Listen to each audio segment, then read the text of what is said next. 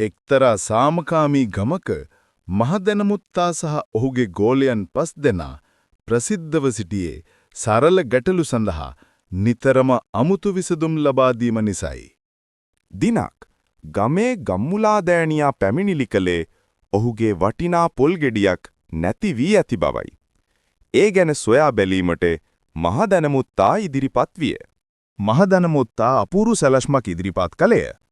ඔහු පන්සලේ වතුර භාජනයක් තබා සොරෙකු බැලුවහොත් ඔහුගේ රුව එහි පෙනෙනු ඇතැයි පැවසුවේය.